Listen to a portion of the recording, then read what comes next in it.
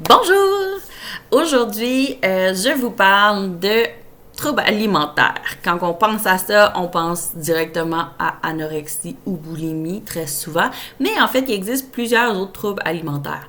Aujourd'hui, je vous présente comment déceler un trouble alimentaire en vous présentant les différents types et aussi comment prévenir les troubles à l'enfance, et ce même dès l'enfance, pour soit augmenter les facteurs de protection. Commençons par distinguer en fait l'hyperphagie boulimique et la boulimie. Les deux vont se caractériser par l'impulsion de manger sans contrôle. Donc, manger ses émotions, comme certains disent.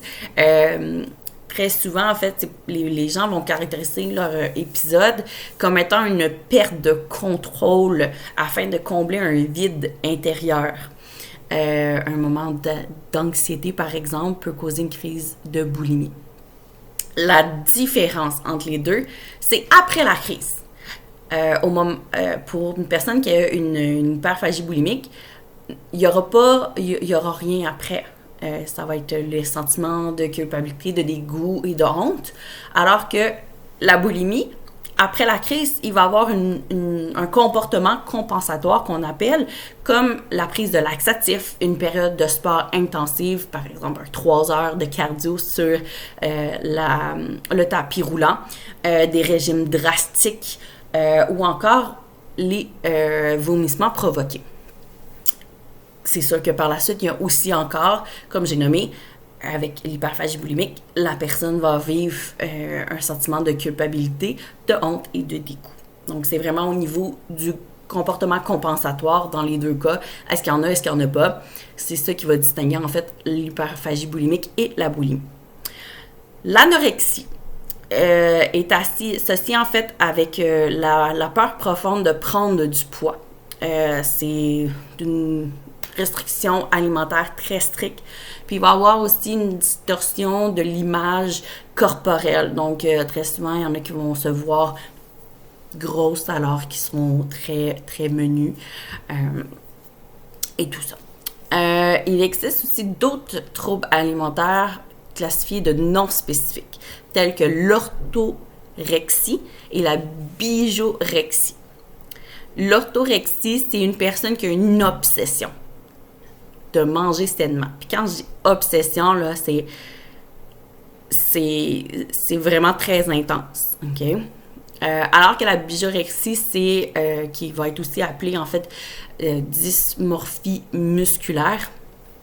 Ça, c'est quand la personne a l'impression d'être trop mince ou encore jamais assez musclée. Donc, va s'entraîner vraiment beaucoup, beaucoup, beaucoup. Et il va avoir un petit peu des comportements de l'anorexie où il va avoir des régimes très stricts, une distorsion de l'image corporelle, encore une fois. Mais comment reconnaître un trouble alimentaire, Eva?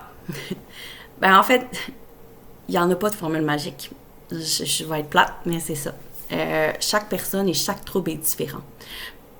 Par contre, ce qui est le plus récurrent et le plus majeur dans tous les troubles alimentaires, c'est que le comportement, il faut noter un changement de comportement auprès de la personne en ce qui est attrait à l'alimentation. Donc, je donne un exemple. La boulimie, la personne va manger, elle va se rendre tout de suite à la toilette après.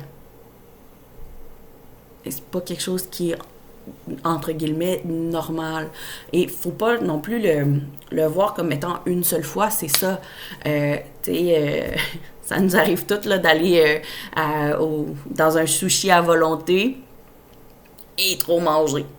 Mais on ne peut pas classifier ça comme étant un trouble alimentaire. Donc, ce que je vous nomme, c'est de regarder les comportements, s'il y a un changement de comportement. Aussi, dans les dires de la personne, est-ce qu'il y a quelque chose qui a changé dans les paroles de la personne en lien avec l'alimentation? Tu sais, quelqu'un qui va se dire, non, je peux plus manger alors qu'elle va avoir pris 3 bouchées. Et ça, c'est répété à tous les repas. Ou va se cacher pour manger. C'est quelque chose qui est dit anormal.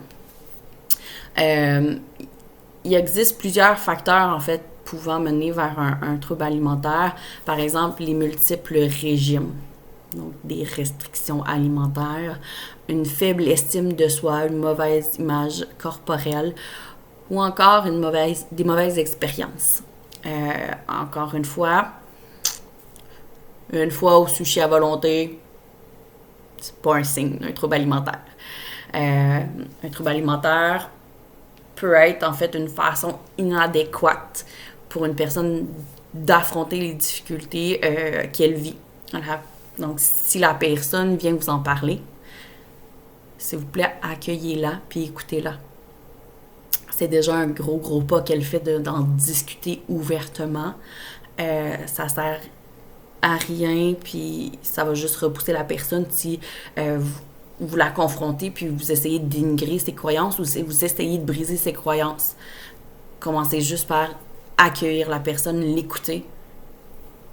Puis après ça, vous allez pouvoir voir en vous faisant plus de recherches.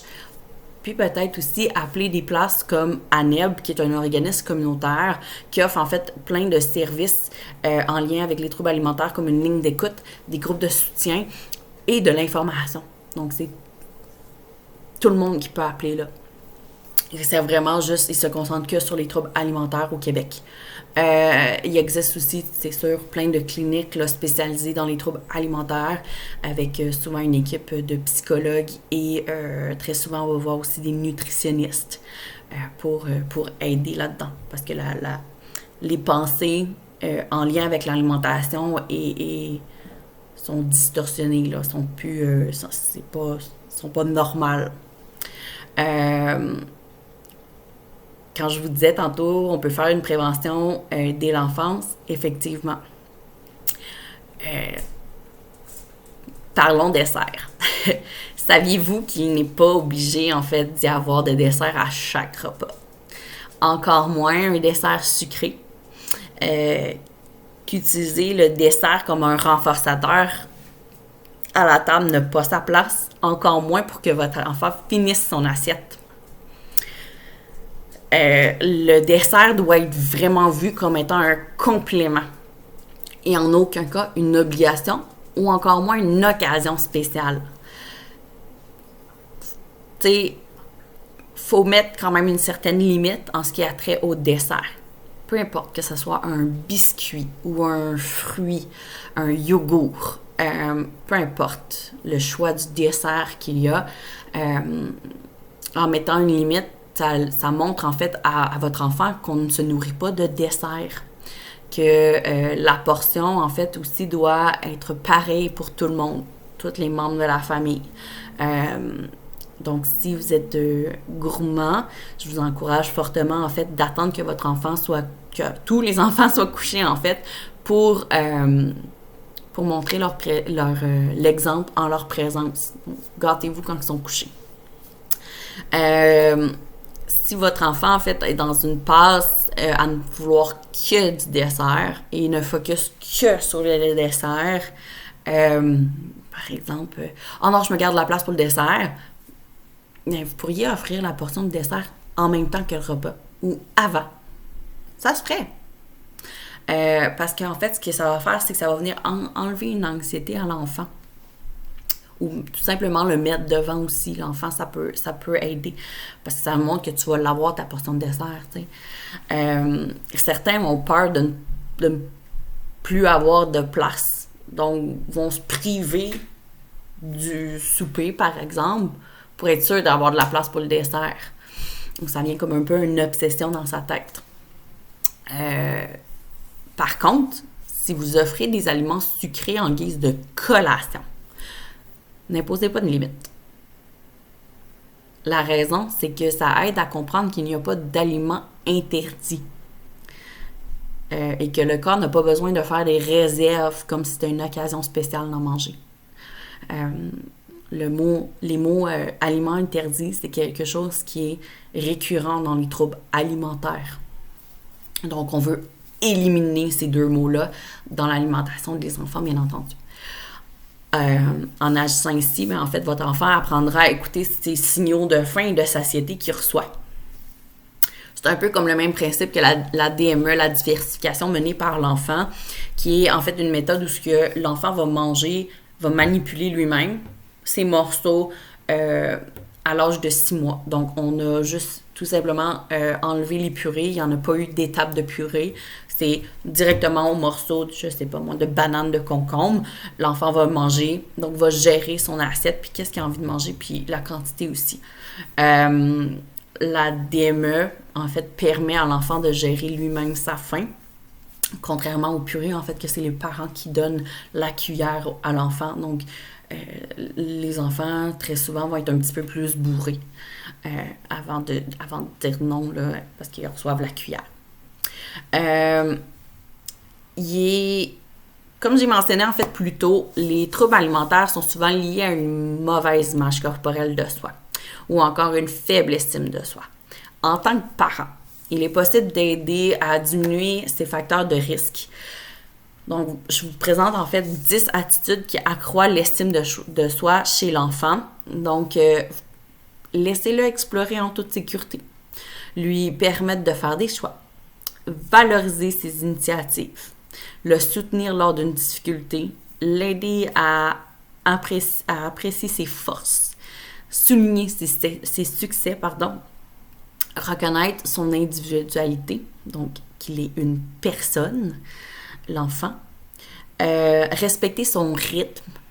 On le sait bien, chaque enfant est différent, donc évolue à son rythme. Donc respectez-le, c'est super important. Encourager sa créativité, puis mettre des mots sur ses émotions aussi. Être un bon modèle pour ses enfants peut aider aussi à une bonne estime de soi. Donc, cela commence par ne pas vous laisser décourager à l'effort à faire, d'être ouvertement fier de vos accomplissements. Peu importe s'ils sont petits, gros, majeurs ou peu importe, il faut aussi être fier de ce qu'on a accompli en tant que parent. C'est aussi montrer qu'on peut faire des activités par le plaisir et non par la performance. C'est de ne pas trop accorder d'importance au regard des autres. Okay? C'est aussi de montrer que l'erreur est humaine, de ne pas se rabaisser devant nos enfants. En gros, vous êtes l'exemple des parents, des enfants, pardon. Donc, c'est super important que si vous voulez quelque chose de vos enfants, mais il faut le faire aussi. Vous êtes leur modèle. Une des façons d'apprentissage, c'est par qu'on appelle le modeling. Donc, l'apprentissage on refait qu'est-ce que les parents font. C'est une technique qui est super utilisée puis que très souvent, les enfants vont l'utiliser sans même s'en rendre compte. Donc, je vous encourage en fait de démontrer à votre enfant la personne que vous souhaitez qu'il soit. Donc, sur ce, si vous avez des questions, n'hésitez surtout pas à appeler l'accueil psychosocial. Toutes les informations sont en haut dans la description de la vidéo. Puis, je vous souhaite une excellente journée.